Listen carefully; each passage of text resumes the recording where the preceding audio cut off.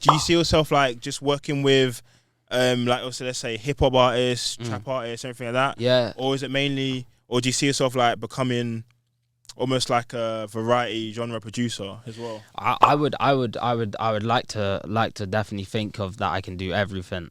There's obviously certain beats that I can't do so well, and I think that comes down to my level of like piano skills and stuff like that. So stuff like pop beats, they have to be really progressive. So more time, if you're making a pop beat, or if I do a pop beat, I'll get, you know, people in that can play keys and so they can do it themselves. But that's something I need to learn myself, is I need to get real comfortable on the keyboard so I can just do you know what I mean? Yeah. Build these things. And I think that's something that I'm gonna work on to get to that point where I can do everything. I definitely do everything now and I'm comfortable, but you know, like I want to be doing the whole thing. I want to be able just to walk into a room and someone shows me a song and I can be like, yeah, easy, yeah, I made better of them beats. Yeah. You know, like, but you know, I do obviously the trap stuff, and I guess now, like, you could say that's what my credentials is showing, is, you know, mainly trap music. But I do so much, like, my favorite kind of beats to make is kind of Drake rap beats. So you could kind of say a tiny bit, but it's a cool mix because it's a mix of hip hop and trap. Yeah. So you can still use the 808s, but your drums, let's say, are going in a different way where you're looking more into the hip hop realm.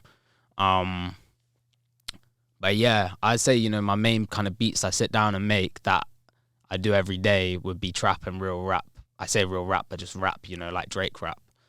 But then I do loads of Afro as well. You know, I've done a lot of work with like Salieu and even Nafe Smallz. He's been we've been working a lot of on Afro stuff, just experimenting and that. So I can do the Afro stuff. But like, yeah, trap's like your main. Yeah, your I guess so. as well. Yeah, trap is my favorite, just because as well it's my favorite stuff to listen to. So obviously when I'm working with all these all the guys, like, you know, I'm so satisfied from the music because it's like what I'd listen to. So when you get a banger, I'm gassed. But you know, there's other times where I'm making a song that's a banger, but because it's not what I'd listen to as such, it can be like hard to, you know what I mean, get super gassed over it. And do you listen to your own songs a lot then as well? Like, all the time. It's like if you're in the car or in a cab or something like that, do you just bang all the time. Music you like produced? More time, and it makes my journeys go quicker. Like when I'm just listening to songs on Spotify, obviously in the shower, you put your Spotify on, but yeah, bro, when I'm like traveling or in the cabs and that, I'll just be listening to my own